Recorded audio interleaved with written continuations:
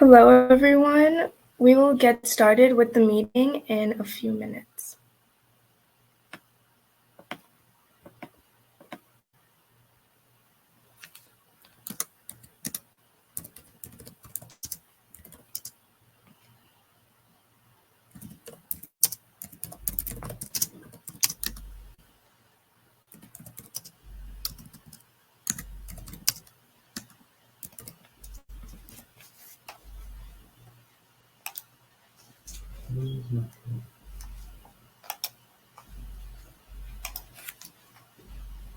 Okay, so I just released a poll that is asking everyone how familiar they are with generative AI. I would appreciate it if the people on this session could take a few seconds to answer the poll.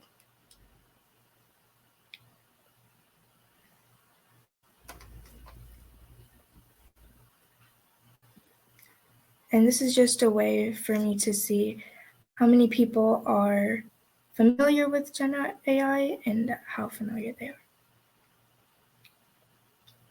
are. It seems like there are a lot of people who have a basic knowledge of GenAI and can use it as a user, which is good.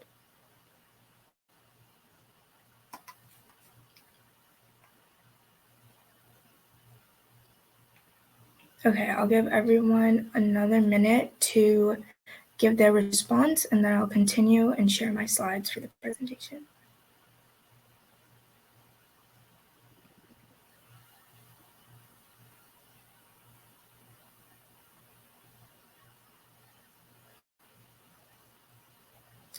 Okay. We have 14 responses, and it looks like we do have people who have a basic knowledge of generative AI. So now I'm going to share my slides.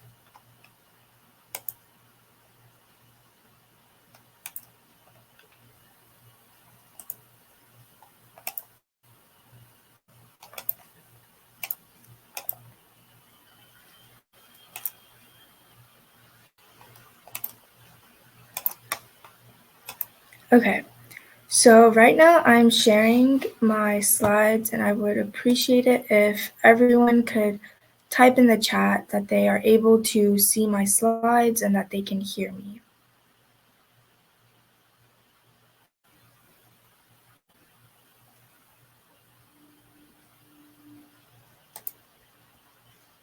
Okay. I see a yes, so that's great. I will continue with my presentation. So, welcome everyone. Today's presentation will be about generative AI, and I will give an introduction to this topic. This is a disclaimer which says that the author reserves the right not to be responsible for the topicality, correctness, completeness, or quality of the information provided, but that the author is doing the best that they can to provide the correct information to you. So for a little bit of an introduction, my name is Sonia Nath, and I'm a student passionate about studying in the MHSA, or the Medical and Health Services Academy at my school. I am currently a rising senior at John C. Kimball High School in Tracy, California, and I just completed a pediatric internship program at Stanford that was from June through July in 2024, and I will be focusing my presentation on generative AI, and this is why I have an arrow here on this certification that I received. And I've also received 2 other certifications from Oracle Cloud Infrastructure 2021 Architect Associate and the 2021 Foundations Associate.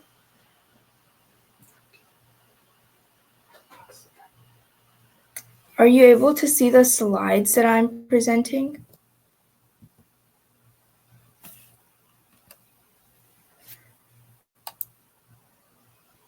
Okay, so the slides are not changing and it's still on the first slide.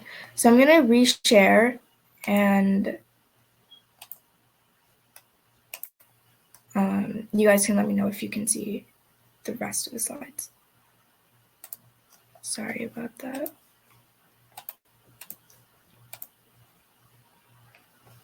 Okay.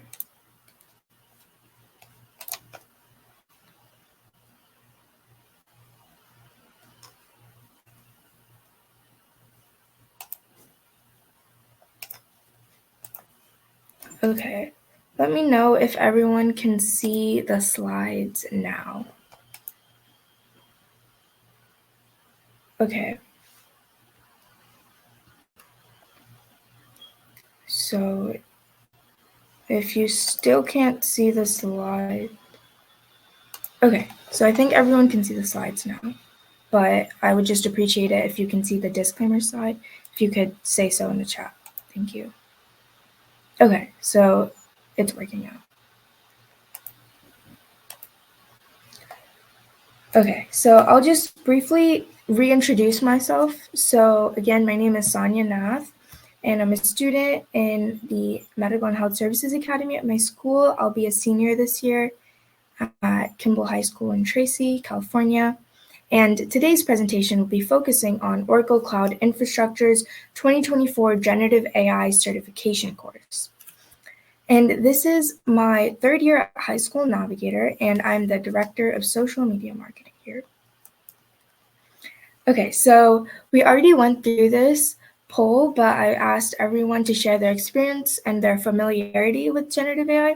And there were a lot of people with basic knowledge of it and people who were users, as well as a few who understood the basics of the application itself. And the application is what we're going to dive deeper into today.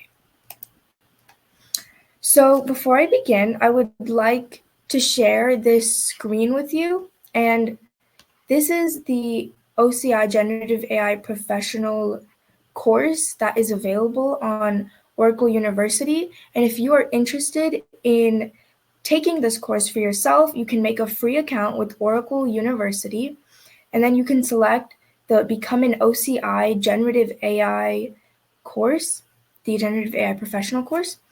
And this will allow you to access the content, all 6 hours of it, to gain all of the information you need to complete and pass the certification course or certification test, that goes along with it. Okay, now I'll continue. So the course is intended for people who are interested in perhaps becoming software developers or machine learning, AI engineers, generative AI professionals. However, the content is explained in a way that is simple to understand. So even if you don't have a lot of background in this topic, you'll still be able to follow along with this course. So generative AI is a type of AI that uses patterns in existing data to create or generate new content, such as text, images, audio, and videos. So here it says that generative AI is a subset of deep learning, and you can see that machine learning is the outer part of the circle, then there's deep learning, and then generative AI is a portion of it. And compared to traditional AI, generative AI has the ability to create new content, which allows it to automate content creation, generate new art, create synthetic data, and also moderate content. And in comparison, traditional AI was able to use predictive analytics, fraud detection, personalized recommendations, and other processes. However, it was not able to generate new content based on an existing data set of information. So this is a brief timeline of AI's journey to becoming generative AI. In 1997, there were major advancements with AI, specifically with Deep Blue and chess. And then in 2010, there was a deep learning revolution. In 2011, IBM's Watson, which is a supercomputer, beat the Jeopardy champion. And this was in 2011. And then in the mid-2010s, there was the rise of generative models. And in 2017, there was an article published called Attention is All You Need. And in that article, the authors discussed the transformer model in 2017. This was really important because it's the underlying framework for a lot of the new generative AI technologies that currently exist. And then in 2020, there were more language processing breakthroughs. But in 2022, specifically November 22nd, OpenAI launched ChatGPT, and this brought awareness to people about the generative AI technology and really allowed it to become what it is today and allow users who might have very little familiarity with generative AI to use the technology. So generative AI works by generating text or images, and it uses its previously built model of statistical distributions of tokens, and these are created from its very large training data set. So tokens are chunks of words, punctuation marks, pixels, or other things, and they help to make up words.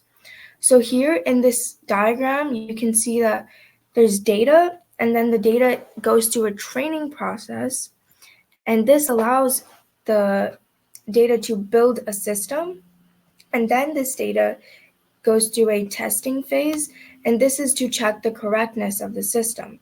So for example, if you have pieces of data that are examples of numerical values for Fahrenheit and Celsius or centigrade, then you can basically input these different values to build your system, and then you can then test the data, like saying you can input, for example, like 100 degrees Celsius, and then you would expect to see the correct equivalent of Fahrenheit.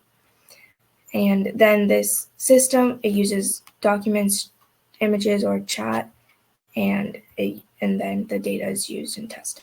So that's the basic underlying process of generative AI. So I talked about tokens in the previous slide, and again, tokens are a basic unit that OpenAI models use to compute the length of a text, and they can form groups of characters or be made up of groups of characters. So here you can see Doit is a great company to work for. This is 8 words. However, it uses 36 characters, and they're represented in 11 tokens. So sometimes the entire word is not a token. Here at the bottom visual, you can see that, for example, in GitHub, the GI is one token, the T is another token, and the hub is another token.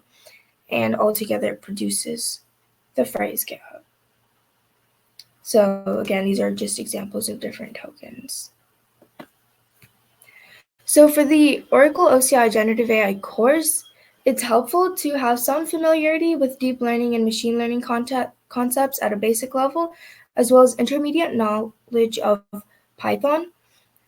However, again, the course does a good job of breaking down the information. So if you do take the Oracle Learning course, you will still be able to follow along. And the main 3 objectives of this course are to first learn the fundamentals of large language models, or LLMs, and then take a deep dive into OCI Generative AI service, and then build a RAG-based chatbot or use RAG concepts and learn how they can be applied using the OCI Generative AI service. So for the first of the course, we'll be learning about the fundamentals of large language models. Specifically, we'll understand the architecture behind them and design and use prompts for LLMs and understand some fine-tuning techniques. So first, let's start with a definition of what a large language model is. So it is a probabilistic model of text, and it uses these word probabilities to help generate the next word in the sentence, for example. So the sentence says, I wrote to the zoo to send me a pet. They sent me a blank. And the LLM basically generates these word probabilities, and it gives a probability to every word in its vocabulary of appearing in the blank. And the most probable word is most likely to appear in the blank. So here that would be the dog, because it has a 0.3 probability, and the other ones have a lesser probability. And just to clarify, in large language model, large refers to the number of parameters in the model. However, there's no agreed upon threshold of what makes a language model large. So there are 2 main types of large language models. There are encoders and decoders. And the article published in 2017 called Attention is All You Need was the main document that helped allow people to study this topic of generative AI. And this article gives you all of the information about it. So if you're interested in learning more about the initial article that sparked all of the information about generative AI, you can read it. Again, it's called Attention is All You Need. And this is an image of the first page, and these are some of the authors. So again, for the encoders and decoders, multiple architectures focus on encoding and decoding. So an example would be embedding and text generation. And all of the models are built on the transformer architecture, which was talked about in this initial research paper or article. And each type of model has different capabilities like embedding and generation. And models of each type come in a variety of sizes, and this depends on the number of parameters in the model. So this is the transformer architecture, which was initially put out in the paper, Attention is All You Need. And if you want to learn more about it, you can read the paper, but the basic idea is that there's an input into the model, and it would figure out a way to figure out which pieces of data in the data set are most likely to be the answer. And it's also based on the context and the prompt of the initial query or question. So encoders are models that convert a sequence of words to an embedding, and this is a vector representation. And examples of this would be Mini LLM, EmbedLite, BERT, Roberta, Distilbert, or SBERT. And here you can see that there are these words, they sent me a, and it goes into the encoder, and then it produces these vector representations of these words so that it can encode the information, because the encoder doesn't use words, it relies on these numbers or these vector representations. And again, the primary use of the encoder would be to embed tokens, sentences, and documents. Now I'm going to talk about a decoder, which are models that take a sequence of words and output the next word. And examples of this are GPT-4, Llama, Bloom, and Falcon. So here you can see that they sent me A are the 4 words that are sent into the decoder, and then it processes the vector representation from before, and then it would output a word that is the most probable to come out. So that would be lion based on the probability set. And the primary uses of decoders are to generate text, and it often has a chat style model, including QA and etc. So there are different ways to affect the distribution of vocabulary, which is basically the distribution of the probability of each of the vocabulary words coming up. So the main 2 techniques are prompting and training. However, it's also important to take into consideration that sometimes there can be mistakes in the word that comes up, and this will be a hallucination when there's a wrong answer given to the question. However, using prompting and training, you can exert some control over the response that you will get for the question. So for prompting, this is the simplest way to affect the distribution over the vocabulary. And again, that's by changing the prompt. And the prompt is the text provided to an LLM as input, and sometimes it can contain instructions or examples.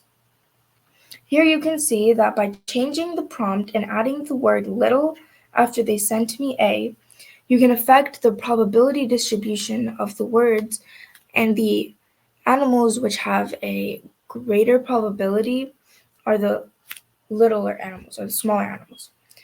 And you can see that the bigger animals like the lion, the elephant, and the alligator have now decreased their word probability. And this is all based on prompting.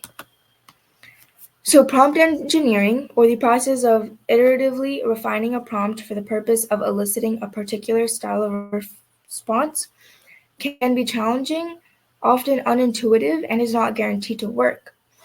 But at the same time, it can be effective And multiple tested prompt design strategies do exist to help refine the prompt and elicit a particular response.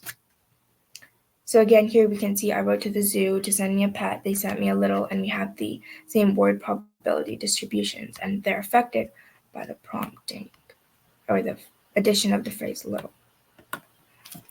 So training is another way of controlling the word probability distribution, because prompting alone may be inappropriate when training data exists or domain adaptation is required.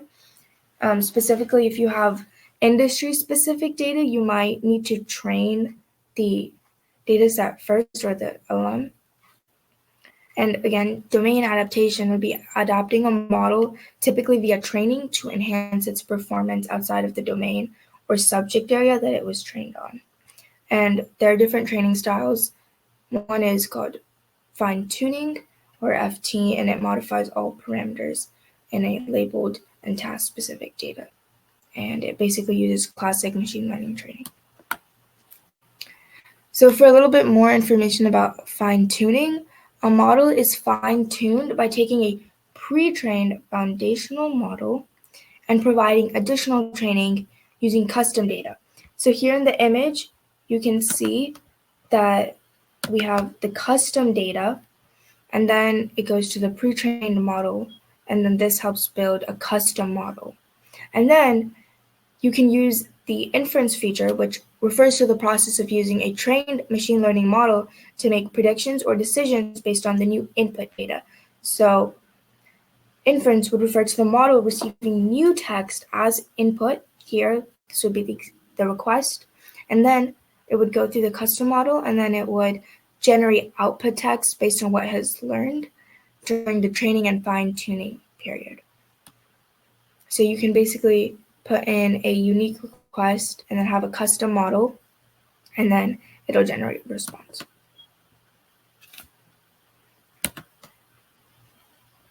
Okay. So fine-tuning workflow in OCI Generative AI.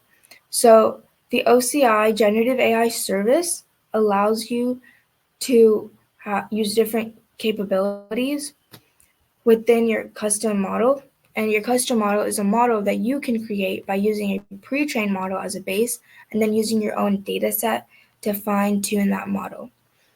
And also, it's important to understand that OCI uses a third party to get these pre-trained models, but then you can use them, and you can use your own data set to fine-tune the model. And these are some of the capabilities: creating a dedicated AI cluster to fine-tuning, gathering training data, kickstarting your fine-tuning, and then having a fine-tuned custom model. So this is the second part of the course. This is a deep dive on OCI Generative AI Service. But before I continue, if you have any questions, you can leave them in the chat, and I will get back to you if you have any questions. And I can check that right now.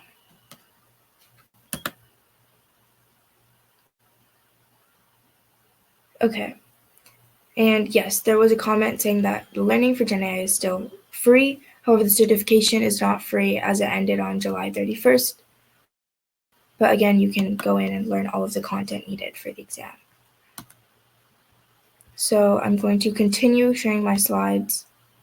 And then please let me know if you can still see my slides. Okay. And I will continue now.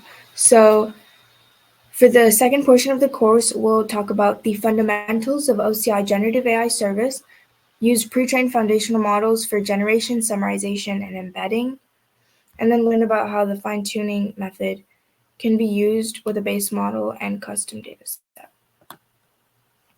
So for the OCI Generative AI Service, this is a fully managed service that provides a set of customizable large language models, and this is through a third party, but you can use them through the OCI Generative AI Service, and they're available via a single API to build generative AI applications. And the OCI Generative AI Service provides a choice of models And these are high-performing pre-trained foundational models from Meta and Cohere. And they provide flexible fine-tuning, so you can create custom models by fine-tuning the foundational model with your own custom dataset. There are also dedicated AI clusters, which are GPU-based compute resources that would host your fine-tuning and inference workloads.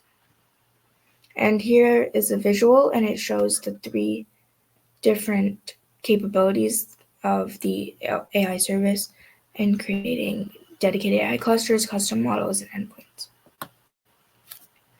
So the OCI Generative AI service is built to understand, generate, and process human language at a massive scale, and it can be used to generate text, to summarize text, extract data, provide classification, and conversation. So the basic structure would be that you provide text input, and then the OCI Generative AI service is able to produce text output. So there are different pre-trained foundational models. Some are better at text generation, which is generating text, and these are instruction following models. Some models are better at text summarization, which is summarizing text with your instructed format, length, and tone. And some are better at embedding, which would be converting text to vector embeddings, using semantic search or searching by meaning rather than a keyword search, and also being compatible with the multilingual models. So here you can see a visual with the pre-trained foundational models that are better at generation. And here we have 2 models by Cohere and 1 by Meta. And then a model that's better at summarization. This one is by Cohere. And then some that are better at embedding. And these are based on multilingual models. And these 3 are by Cohere. So in the process of fine-tuning, you're optimizing a pre-trained foundational model on a smaller domain-specific dataset, and you're improving model performance on specific tasks and also improving model efficiency. And this fine-tuning technique can be used when a pre-trained model does not perform your task well, or you want to teach the model something new. And OCI Generative AI uses the T-Few fine-tuning to enable fast and efficient customizations. So basically, you can have your custom data and then use your pre-trained model, and then you get a custom model which you can ask your own unique questions, and the model would provide answers from the pre-trained model, which was trained on your custom data. So for the third part of this course, I will discuss building an LLM application using the OCI Generative AI source. Specifically, I will talk about understanding retrieval augmented generation concepts, explaining vector database and semantic search concepts, and then a little bit about landChain models. So for retrieval augmented generation, this is a method for generating text using additional information fetched from an external data source, and it's external to the large language model, and it's your own custom knowledge or data source. And then RAG models retrieve documents and pass them to a sequence-to-sequence model. And the main paper that helped provide the concept of retrieval augmented generation would be the paper called Retrieval Augmented Generation for Knowledge-Intensive NLP Tasks. Again, if you're interested, this is what the paper looks like, and if you want to learn more, you can look up the paper. So to understand what retrieval augmented generation is, or RAG is, we can understand this framework. So RAG is a generative AI framework that enhances the response capabilities of an LLM by retrieving and injecting trusted data from your very own knowledge base and expertise systems into the large language model. And basically, it works by, this would be the user interface, and then the user would enter a prompt, and then this prompt would go to the retrieval model. And then the model would send the query to a knowledge base, and then the knowledge base, which can include unstructured data like images, videos, and other unstructured data, and would pull out the main documents that are needed. And then the retrieval model can also get some information from structured data or data that's in rows and columns. For example, it could be from an Excel spreadsheet. And the retrieval model would send the query and then it would provide the data set. So the retrieval model is retrieving the information from the different knowledge bases and enterprise systems. And then this is sent to the generation model or the LLM. And it gives the LLM the prompt and the context so it can still use its expertise to then generate a response back to the user interface. Okay, and now I'm going to go into a little bit more detail about the RAG framework. So it has three components: the retriever, the ranker, and the generator. So for the retriever, the function is to source relevant information from a large corpus or database, and it uses different retrieval techniques. And the purpose is to provide the generation system with contextually relevant, accurate, and up-to-date information that might not be present in the model's pre-trained knowledge. So this is just giving it more information that it's giving it a specialized database with specific information, and the retriever is able to pull out information from this. And then the ranker's function is to evaluate and prioritize the information retrieved from the ranker, and it works by using various algorithms to evaluate the quality of the retrieved content. And the purpose is to ensure that the generation system receives the most pertinent and high quality input, so making sure that this information is relevant and is accurate. And then the generator is what generates the human-like text based on the retrieved and prioritized or ranked information, along with the user's original query. And it works by using generative models to craft human-like text that is still contextually relevant with the prompt, coherent, and informative. And the purpose of the generator is to ensure that the final response that the user receives is factually accurate, relevant, and coherent, fluent, and styled typically like a human language. So you should be able to enter a prompt using regular human language and receive a prompt that is in a similar style to the human language that you gave for the prompt. So there are different RAG techniques. The two main RAG techniques would be the RAG sequence technique and the RAG token. So for RAG sequence, for each input query, like a chapter topic, the model retrieves a set of relevant documents or information. It then considers all these documents together to generate a single cohesive response, which is like the entire chapter that reflects the combined information. And for the RAG token technique, this is different because each part of the response, and this can be each sentence or even each word of the response, has been retrieved from different relevant documents. So the response is constructed incrementally, and it is pieced together by each sentence or each word. And this means that each part reflects the information from the documents retrieved for that specific part. However, it may lead to responses that are less cohesive because the information is being obtained from different sources and different documents, whereas in the RAG sequence, it retrieves a set of relevant documents or information for each chapter topic, leading to a single cohesive response that reflects the combined information. So now I'm going to talk about the RAG pipeline. So this works because you have a set of documents, and then the documents are chunked or broken down and then embedded. For example, through the vector representation, the information is embedded into these vectors or numbers, and then it's indexed into the database. And then there's also the retrieval process, So you have the initial query, and then that's indexed, and it produces top K results. And based on these top K results, the machine generates a response to the user that should be the most relevant. For the RAG evaluation, or how you would evaluate the performance of RAG, it would be based on this RAG triad.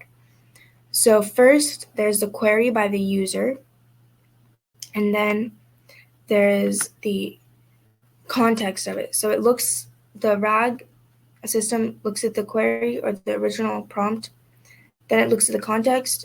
Is the retrieved context relevant to the query? And then the groundedness, is the response supported by the context? Then it formulates a response and provides this answer relevant, or is the answer relevant to the query? So it makes sure or ensures that RAG is relevant, grounded, and it is directly a response to the query being asked.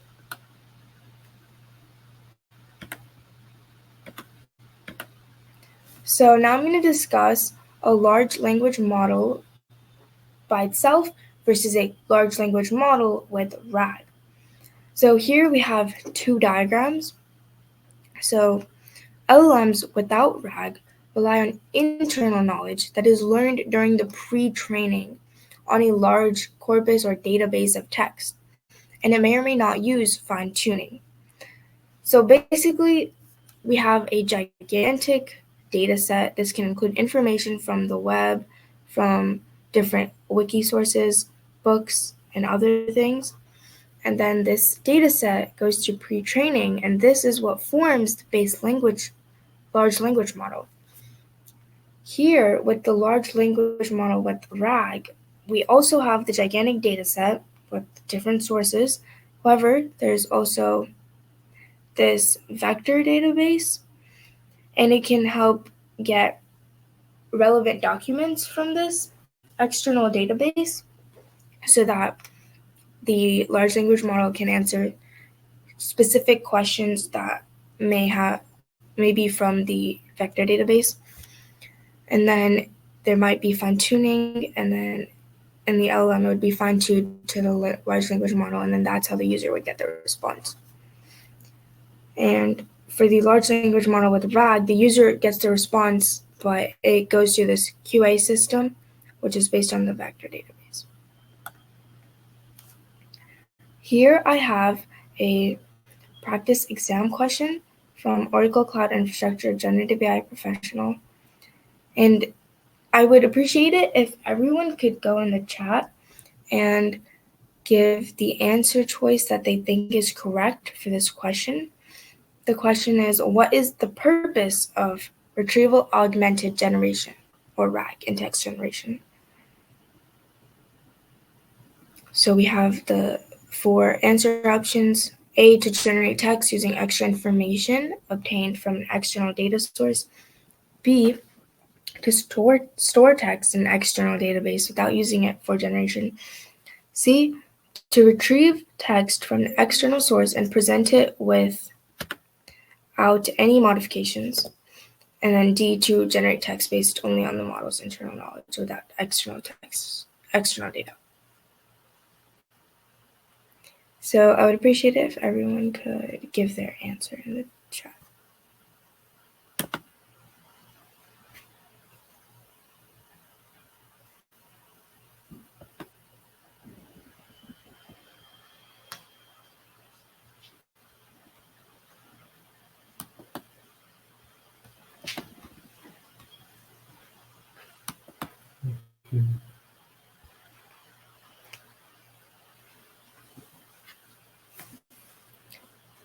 Okay, so you can just submit the letter of the answer choice you think is correct, and then I can go over the correct answer.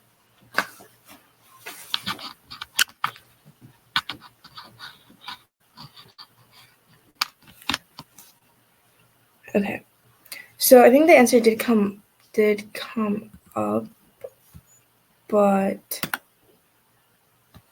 we can still go through it. So the correct answer is A, to generate text using extra information obtained from an external data source. And the reason why this is the right answer is because RAG generates text using extra information obtained from an external data source. And the reason why the answer is not to just retrieve the data from an external source and then present it without modifications is because it still goes to the large language model, which still generates the response. But it uses the information that was obtained from the external data source to get to the ultimate answer. And this is wrong because it's not based on the internal knowledge. It's not generating text based on only the internal knowledge, it's based on the external data set. Okay. So this is another question. What does the RAG sequence model do in the context of generating a response? So I have A, B, C, and D. A would be it retrieves a single relevant document for the entire input query and generates a response based on that alone. B would be for each input query, it receives a set of relevant documents and considers them together to generate a cohesive response. So again, option C would be it retrieves relevant documents only for the initial part of the query and ignores the rest. D, it modifies the input query before retrieving the relevant documents to ensure a diverse response. Again, I would appreciate it if you could put your response by typing the letter in the chat.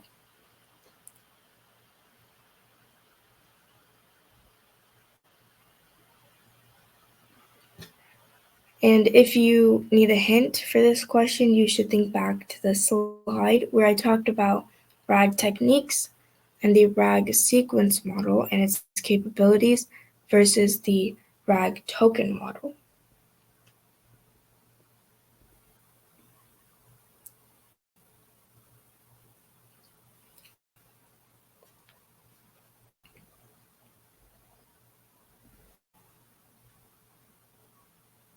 Okay.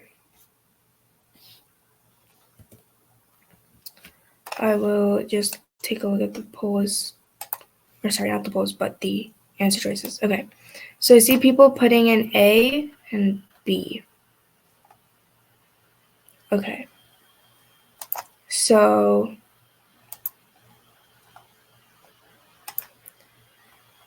for this question, what does the RAG sequence model do in the context of generating a response? The correct answer is B. For each input query, it retrieves a set of relevant documents and considers them together to generate a cohesive response.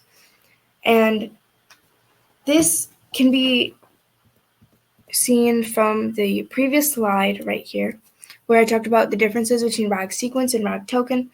For RAG sequence, for each input query, the model retrieves a set of relevant documents or information.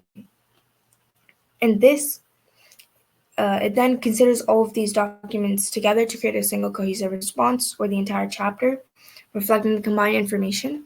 So this is why the correct answer is for each input query, the RAG sequence model would combine the documents to create a single cohesive response. And the RAG token is different because it uses several different documents to construct each sentence or word, leading to a response which may be less cohesive.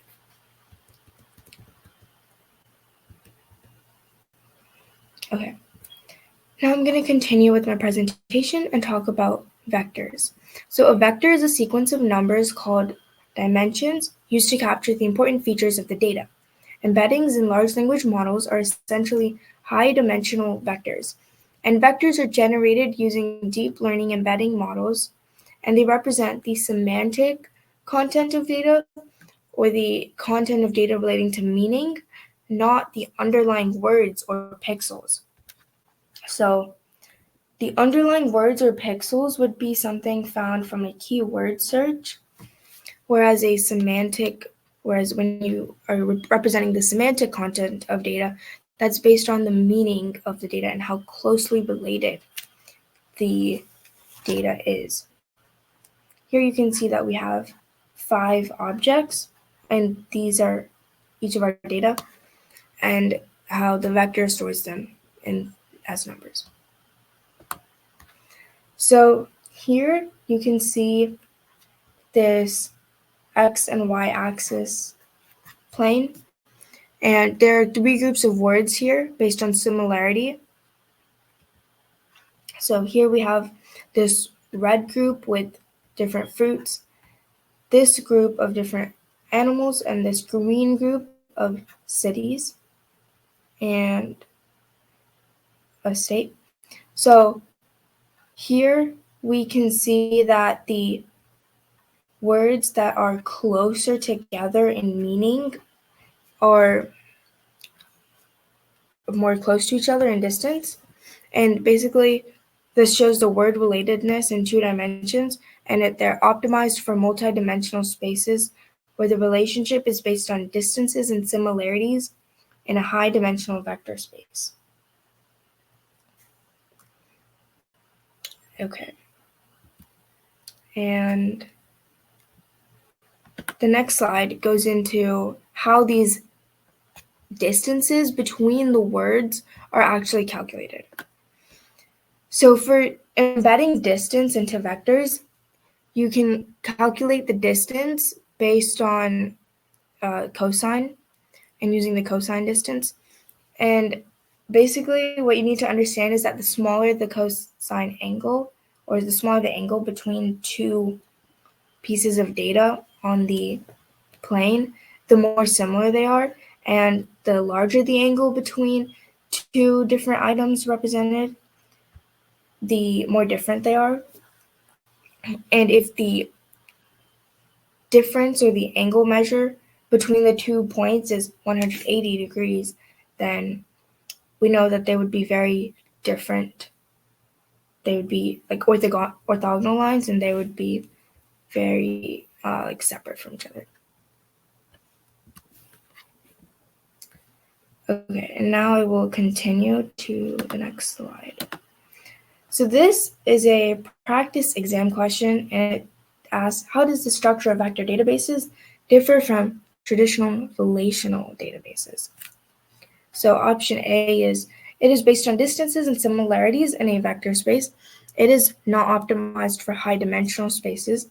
A vector database stores data in a linear or tabular format, and it uses row-based data storage. So I'll give everyone a minute to put in their answer in the chat.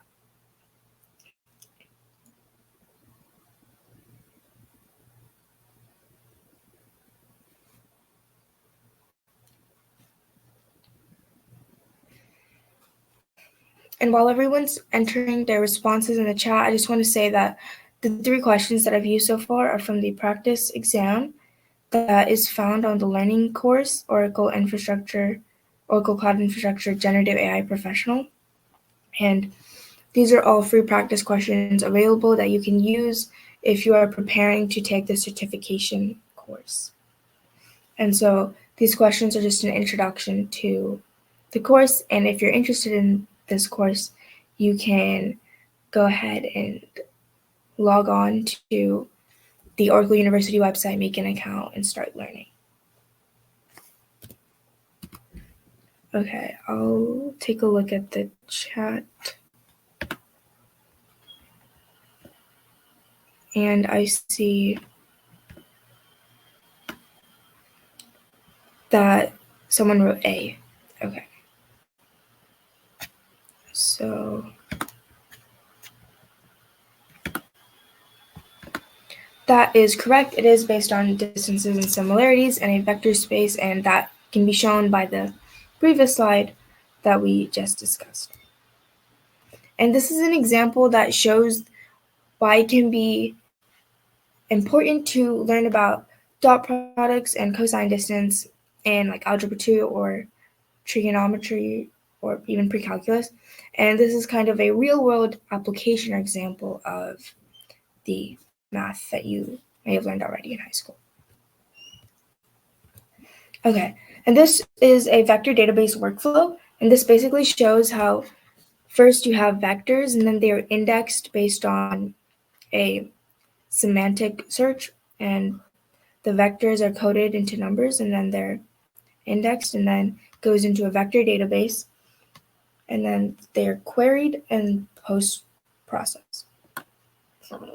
Here I have an image which shows some of the major vector databases in the world. We have Pinecone, Oracle AI Vector Search, Chroma, and Weavia. And these vector databases are important for three main reasons. Their level of accuracy in giving correct information to the user based on their query, having low latency or low delay, and this is important when you have large volumes of data, and they're scalable, and that if you do have large volumes of data, you can scale up the vector database to handle the load. Now I'm just going to give a brief explanation of a keyword search versus a semantic search. I talked about this a little bit before, but keywords are words used to match with the terms people are searching for when looking for products, services, or general information. So the simplest form of search, these are the simplest form of search based on exact matches of the user-provided keywords in the database or index, and they evaluate documents based on the presence and frequency of the query term. For example, BN25. So basically here, if you go into Google and you search up generative AI, it will come up with these other searches or another word that would fill in the blank for what you've typed in. And this is an example of like a keyword search. And if you have the query, what is the fastest animal, then when you search that in, the computer would be looking for different keywords that would match the question that was originally asked. So you could think about cheetahs are the fastest of all land animals, or the Earth orbits the sun, or Usain Bolt is the fastest runner. So these responses, you can see here that response 1, it contains the and fastest. So these are two keywords from the original query.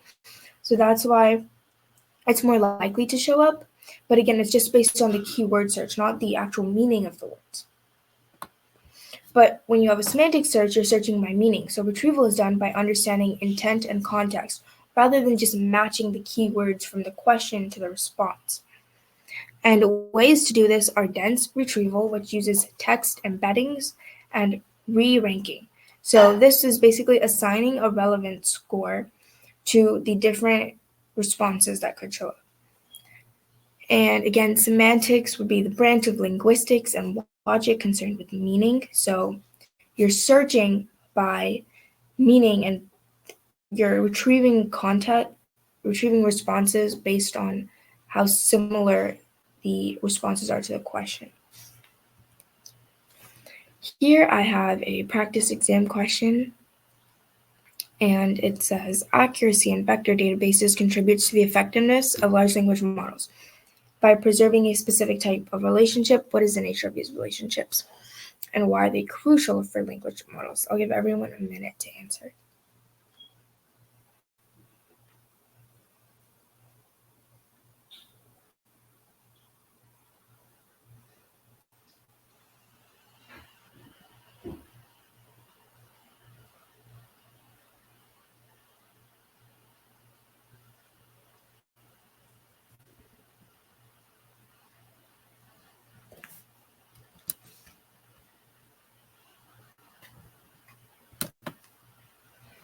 Okay, I see a response that says C.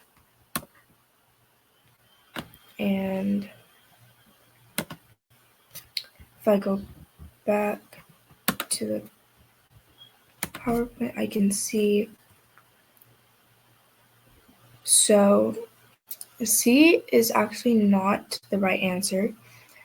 And if you need a hint, when we think about accuracy in vector databases, we want to compare two different relationships. From the previous slide, I talked about the keyword search versus the semantic search. So the vector databases are accurate because they preserve the semantic relationship. So the answer would be B. And this is crucial for understanding the context and generating precise language. So compared to the keyword search, which just matches the words from the response and to the question, the semantic search looks at the context and the meaning behind the question. And this is why vector databases are able to deliver more accurate responses based on the large language model. And then here I have a slide that just briefly goes over embeddings. And again, these represent the meaning of a text as a list of numbers, and they capture the essence of the data in a lower dimensional space while retaining the semantic relationships and meanings. So here you can see there's the car, dog, rose, and fruit, and these are all quite different. And that one is an animal, an object, a type of flower, and then a fruit. So it basically shows how embeddings assign a number to words, and this helps to identify them because the large language model doesn't use words, it uses embeddings, and these are related to the tokens that we talked about earlier, which make up words. So that wraps up the presentation today on an introduction to generative AI. And today I went over the fundamentals of LLMs, understanding LLM architecture, designing and using prompts for LLMs, as well as going over the fundamentals of OCI GenAI service, how to use pre-trained foundational models for generation, summarization, and embedding, as well as the fine-tuned based model with custom data set, and understanding retrieval augmented generation concepts. And that wraps up my presentation.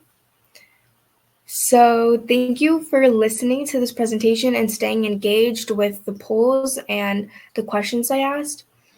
I would appreciate it if we could connect on LinkedIn.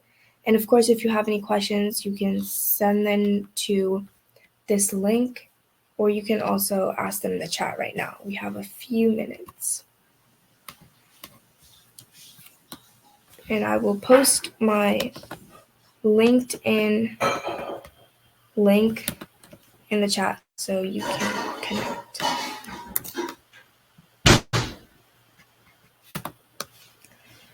But I hope everyone found this presentation helpful. If you did, thank you. And I see all of the thank yous and the great in the chat, so I really appreciate your support.